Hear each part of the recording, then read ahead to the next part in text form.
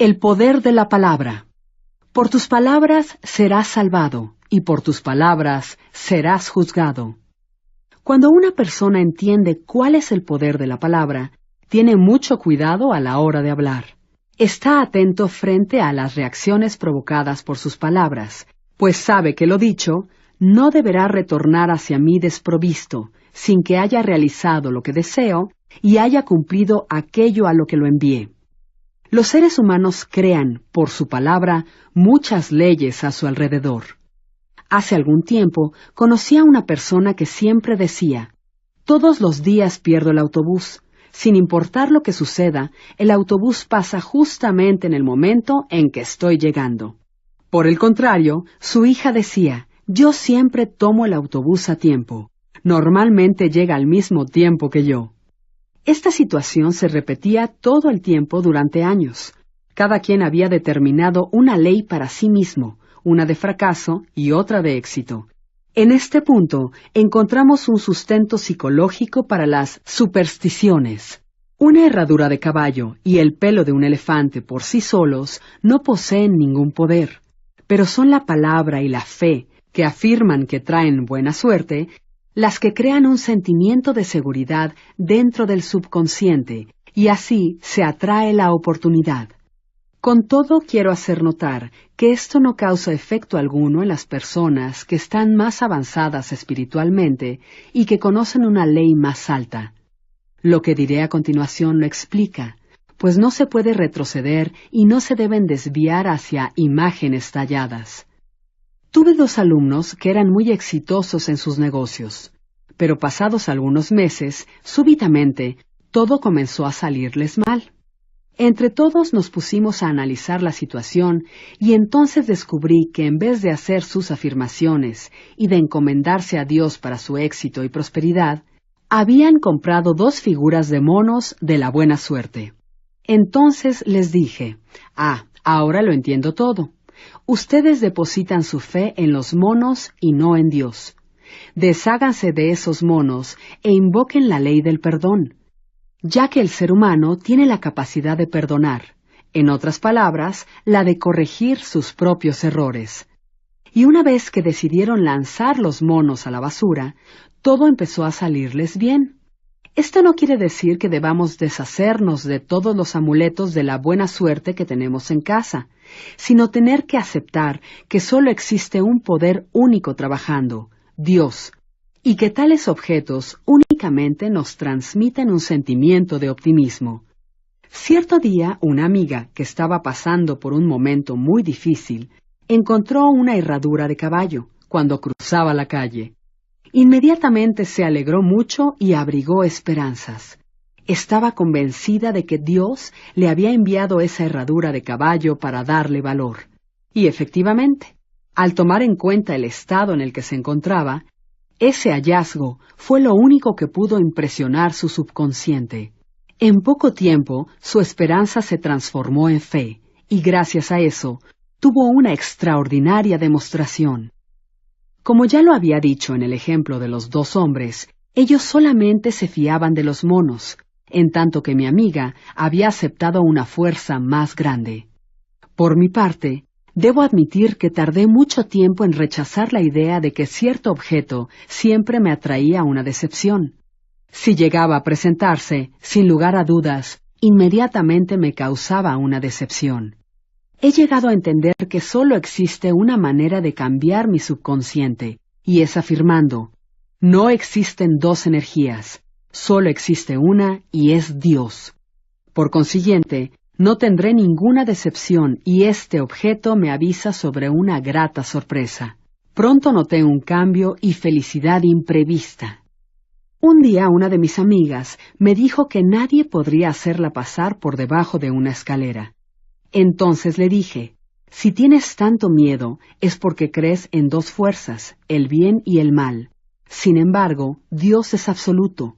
No existe ninguna fuerza que le sea contraria, a menos que los seres humanos produzcan falsedad y maldad.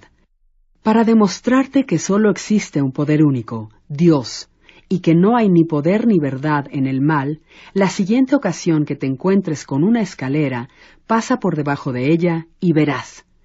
Pasado algún tiempo, mi amiga tuvo que ir al banco. Quería abrir su caja fuerte, pero había una escalera colocada justo en su camino. Resultaba imposible llegar hasta la caja sin pasar por debajo de la escalera. Muy asustada, mi amiga se fue de ahí. Sin embargo, cuando llegó a la calle, resonaron en sus oídos mis palabras y entonces decidió pasar por debajo de aquella escalera. Aunque suena muy sencillo, para ella, realizar ese acto representó un gran esfuerzo, ya que luchó contra años de superstición, durante los cuales había quedado como rehén de esta idea. Volvió al interior del banco donde estaban las cajas de seguridad y entonces se dio cuenta que la escalera ya no se encontraba en el mismo sitio. Lo que sucedió en ese momento fue que decidió poner un alto a su miedo. Esta es la ley de la no resistencia, que se comprende muy poco. Alguien dijo una vez que teniendo el valor se tiene la inteligencia y la magia. Enfrente sin temor cualquier situación que aparentemente sea dañina y verá cómo se esfuma por sí sola, cómo deja de existir. Eso explica claramente que el miedo a encontrar una escalera fuera justamente el motivo por el cual ésta se presentara en su camino, en tanto que el valor la hizo desaparecer. Las fuerzas invisibles trabajan de esa manera y constantemente los seres humanos atraen sus miedos sin que ellos mismos lo sepan. Gracias a la fuerza vibratoria de las palabras, aquello que decimos es justamente lo que atraemos. Por ejemplo, las personas que hablan continuamente sobre las enfermedades invariablemente las atraen. Cuando nos iniciamos en la verdad, no vigilamos demasiado las palabras. Una de mis amigas, por ejemplo, frecuentemente me dice por teléfono: «Venga a visitarme para que podamos conversar un poco a la antigua usanza». Ese conversar a la antigua usanza implica una hora en la que se dirán entre 500 y 1000 palabras negativas. Así que el tiempo que dure la charla, los principales temas de conversación serán las pérdidas, las carencias, los fracasos y la enfermedad. Por eso siempre le contesto: «No, muchas gracias. Esas charlas son muy costosas y en mi vida ya hay suficiente de eso». Sin embargo, estaré muy feliz si conversamos y hablamos sobre lo que deseamos, en vez de hacerlo sobre lo que no queremos. Existe un antiguo refrán que dice que los seres humanos solo utilizan la palabra para 3 deseos: curar, bendecir y prosperar. Y justamente lo que una persona diga de otras será lo que digan de él, y aquello que desee para otros se lo desearán a él. Si alguien le desea mala suerte a alguien más, atraerá sobre ella misma la mala suerte. Si quiere ayudar a otro a alcanzar el éxito, a él también le desearán éxito y así se estará ayudando a sí mismo. Se pueden renovar y transformar los cuerpos por medio de la palabra si se tiene una visión clara. Así la enfermedad se elimina completamente del consciente. La metafísica señala que toda enfermedad tiene una correspondencia mental y antes de curar el cuerpo es preciso curar el alma. El alma, el subconsciente, es lo que se tiene que salvar de los pensamientos nocivos. El Salmo 23 dice: «Él restaura mi alma». Significa que el subconsciente, el alma, debe ser regenerado por medio de las ideas adecuadas. El matrimonio místico se da entre el alma y el espíritu, es decir, entre el subconsciente y el superconsciente. Es preciso que los dos estén unidos. Cuando el subconsciente está repleto de las ideas perfectas del superconsciente, Dios y el ser humano se vuelven uno mismo. Mi Padre y yo somos uno. En otras palabras, el ser humano está unido a Dios en el plano de las ideas perfectas. Él está hecho a la imagen y semejanza, imaginación de Dios, en el plano en el que el poder y dominio sobre todas las cosas creadas le son otorgados, sobre su espíritu, su cuerpo y sus negocios. Podemos afirmar que toda enfermedad y desventura nacen de la violación de la ley del amor. Ahora les doy una nueva afirmación: amaos los unos a los otros, pues en el juego de la vida, el amor, es decir, la buena voluntad, triunfa en todos los planos. El siguiente caso lo demostrará. Una mujer que conozco padecía desde hacía varios años de una terrible enfermedad en la piel. Los doctores afirmaban que no tenía cura, y ella se encontraba al borde de la desesperación. Esta mujer era actriz. Pensaba que se vería forzada a abandonar su carrera. Lo peor era que no tenía otra fuente de ingresos. Pero un buen día le ofrecieron un magnífico contrato, y la noche de su debut consiguió un gran éxito.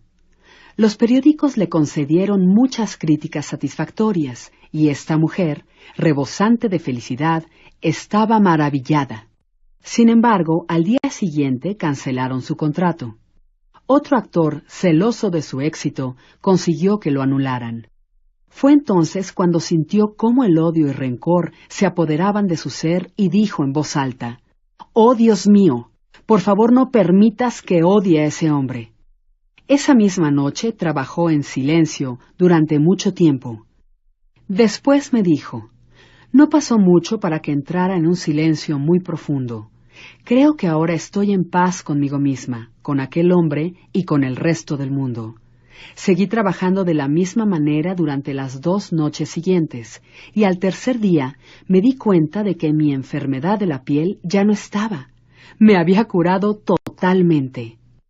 Cuando solicitó la expresión del amor, de la buena voluntad, había acatado la ley, ya que el amor es el cumplimiento de la ley, y la enfermedad, que había nacido de un rencor grabado en el subconsciente, se esfumó. Criticar incesantemente provoca reumatismos, pues los pensamientos inarmónicos crean en la sangre depósitos ácidos que se colocan en las articulaciones. Los tumores son causados por los celos, el rencor, negarse a perdonar las ofensas, el miedo, etc. Todas las enfermedades y dolores son provocados por un estado del espíritu. Suelo decirles a mis alumnos que no se trata de preguntar a alguna persona ¿qué le pasa?, sino ¿en contra de quién está? Negarse a perdonar las ofensas es lo que provoca con más frecuencia la enfermedad. Los resultados de todo ello son la esclerosis de las arterias e hígado, así como padecimientos en los ojos. Esa condena se ve acompañada por interminables trastornos. Cierto día visité a una mujer que me dijo que estaba enferma por haber comido un ostión en malas condiciones. Claro que no, le dije. El ostión era inocuo. La persona que ha dañado la ostra es usted. ¿En contra de quién está?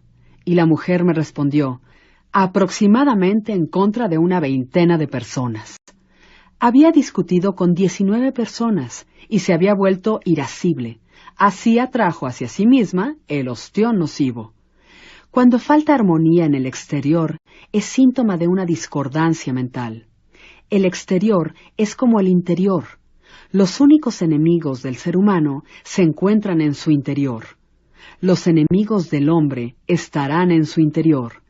La personalidad es uno de los últimos enemigos que debemos vencer, ya que este planeta está recibiendo su iniciación al amor. Recordemos lo que Jesús dijo: paz en la tierra a los hombres de buena voluntad. Una persona sabia trata de superarse ayudando a su prójimo, trabaja sobre sí mismo, aprende a enviar bendiciones y pensamientos de buena voluntad a cada persona. Y lo más hermoso es que cuando se bendice a otro ser humano, éste pierde toda capacidad de dañarnos.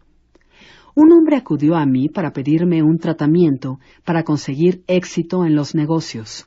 Vendía maquinaria y uno de sus competidores aseguraba que tenía mejores aparatos. Mi amigo creía que iría a la quiebra. Entonces le dije: lo primero que necesitamos hacer es despejar todas sus dudas. Usted tiene que saber que Dios vela por sus intereses y que la idea divina debe nacer de esta situación. En otras palabras, aquella maquinaria que sería mejor vender se venderá a la persona correcta. Y añadí: no albergue ni el más mínimo pensamiento de crítica para este hombre. durante todo el día envíele bendiciones y si esa es la idea divina, dispóngase a vender su máquina. Después de esto, y sin albergar el más mínimo resentimiento, sin ninguna resistencia e incluso bendiciendo a su competidor, fue a visitar a su cliente. Al pasar algunos días, me comentó que el resultado fue bastante bueno para él. Nunca se pudo echar a andar la máquina que vendía a su competidor. De esa forma, él pudo vender la suya sin ningún problema. Pero yo os digo, amad a vuestros enemigos, bendecid a aquellos que os maldicen, haced el bien a aquellos que os odian, y rogad por aquellos que os maltratan y que os persiguen. La buena voluntad crea una poderosa aura de protección alrededor de aquellos que la fomentan, y toda arma forjada contra ellos no tendrá efecto. En otras palabras, el amor y la buena voluntad aniquilan a los enemigos que están en nuestra contra, y por consiguiente, los enemigos en el exterior no existen. La paz reina en la tierra sobre aquellos que envían pensamientos de buena voluntad a los hombres.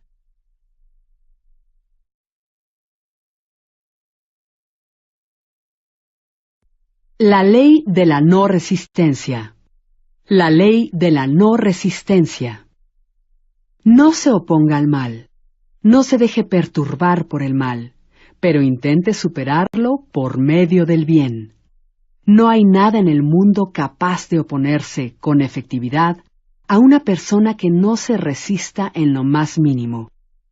Los chinos afirman que el agua es el elemento más poderoso, pues no opone ninguna resistencia.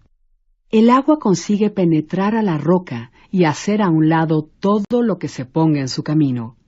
Jesucristo dijo, «No os resistáis al mal», pues Él sabe que en realidad no existe el mal y por consiguiente no hay ningún motivo para resistirse. El mal procede de la imaginación superficial del ser humano, es decir, de creer que existen dos poderes, el bien y el mal. De acuerdo con una antigua leyenda, Adán y Eva comieron el fruto del árbol maya de la ilusión, y de esa forma creyeron en dos poderes en lugar del único poder, Dios. Por esa razón, el mal es una ley irreal que el hombre ha inventado a causa de un psícome, o sueño del alma, y que implica que los seres humanos están sugestionados por la creencia en el pecado, la enfermedad, la muerte, por el deseo carnal, etc.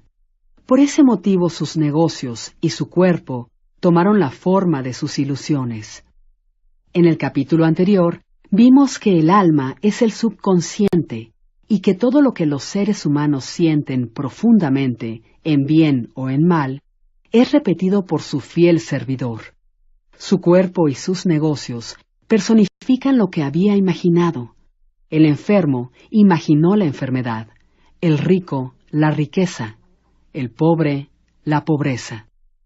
Todas las personas se preguntan, ¿cómo puede ser que un niño pequeño, que todavía es muy joven, atraiga la enfermedad, pues él mismo no conoce su significado?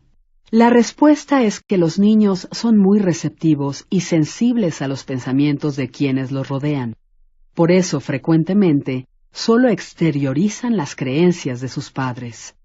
En una ocasión escuché a un metafísico afirmar, si usted no puede dirigir por sí mismo su propio subconsciente, cualquier otro se encargará de hacerlo por usted. Inconscientemente las madres atraen sobre sus hijos la enfermedad y las calamidades, acabándolos crónicamente y observando sus síntomas.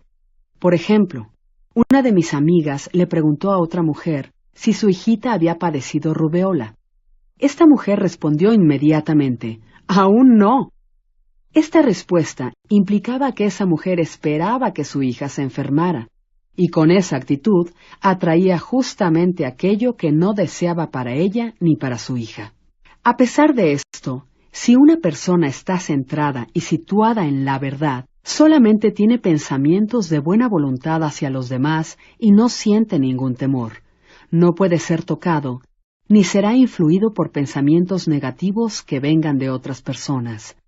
Siempre que se tengan buenos pensamientos, siempre recibirán buenos a cambio. El infierno es la resistencia, pues coloca al hombre en un suplicio constante. Un día un metafísico me dio una extraordinaria fórmula para garantizarme todos los premios del juego de la vida. La no resistencia. Ese hombre me dijo: durante algún tiempo solíamos bautizar a los niños y, lógicamente, los nombrábamos de varias maneras. Actualmente ya no solemos bautizar a los niños, pero bautizamos lo que nos sucede y le damos a cada uno de estos acontecimientos el mismo nombre. Si estoy enfrente de un fracaso, lo bautizo en nombre del Padre, del Hijo y del Espíritu Santo como éxito. Aquí tenemos, creada por la no resistencia, la actuación de la gran ley de la transformación. Por medio de su palabra, este hombre convirtió en éxito todos sus fracasos. ¿Quiere usted otro ejemplo? Había una mujer que conocía la ley espiritual de la abundancia y que necesitaba dinero. Sin embargo, todos los días, y sin que pudiera evitarlo, encontraba un hombre en su negocio cuya presencia le transmitía la idea de pobreza. Él hablaba de carencias, de límites. Ella recibía sus pensamientos de mediocridad, aborrecía a este hombre, y lo acusaba de ser el origen de sus fracasos. No obstante, ella sabía muy bien que para manifestar sus recursos divinos, él tenía que percibir primeramente el sentimiento de haber recibido. La imagen de la opulencia antecede a la manifestación. Súbitamente un día, ella se percató de que insistía en diferenciar dos poderes en lugar de uno solo. Inmediatamente bendijo al hombre en cuestión y bautizó la situación como un éxito. Luego afirmó: dado que solo existe una fuerza, que es Dios, este hombre está aquí para mi bienestar y prosperidad. Eso es justamente lo que aparentemente no había ocurrido. Algunos días después, y por intermediación de ese hombre, ella conoció a una persona que, a cambio de un servicio proporcionado, le dio una enorme cantidad de dinero. En lo que respecta a este hombre, de repente se fue a un pueblo apartado y desapareció de su vida. La mujer dijo: todas las personas son un eslabón de oro en la cadena de mi bienestar, ya que toda persona es una manifestación de Dios y tan solo aguarda la oportunidad, creada por Él mismo, de ayudar al plan divino proyectado para su vida. Bendecid a vuestro enemigo y desviaréis sus flechas. Así se transformarán en bendiciones. Esta ley es tan válida para los países como para los individuos. Bendigan a un país, envíenle pensamientos de amor y de buena voluntad a cada uno de sus habitantes, y ya no podrán volver a dañarlos. Únicamente por medio del conocimiento espiritual, el hombre puede entender la no resistencia. Mis alumnos suelen decirme: nuestra intención no es ser tapetes, y yo siempre les digo: cuando ayuden con la sabiduría de la no resistencia, nadie será capaz de pisotearlos. Aquí tienen otro ejemplo. Un día esperaba ansiosamente una importante llamada telefónica. Por esa razón me negaba a recibir cualquier otra llamada que entrara, y no llamé a nadie por el miedo a no recibir la que yo esperaba. En lugar de afirmar: las ideas divinas jamás entran en conflicto, así que esta llamada vendrá a su debido tiempo, y dejar el asunto en manos de la inteligencia infinita, yo misma comenzaba a dirigir las operaciones. En otras palabras, comencé a librar mi propia batalla, cuando ésta, en realidad, pertenecía a Dios. La batalla está en el Eterno. Estaba muy tensa e inquieta. Durante una hora no se oyó el timbre del teléfono. En ese momento me di cuenta de que estaba descolgado y que no había línea. Mi angustia, miedo y fe, que estaban en completo desorden, habían tenido como consecuencia un colapso total del teléfono. Entendiendo mi equivocación, rápidamente comencé a bendecir la situación y a bautizarla como éxito, afirmando: no puedo perder ninguna llamada que me pertenezca por derecho divino. La gracia de Dios me conduce y no las apariencias.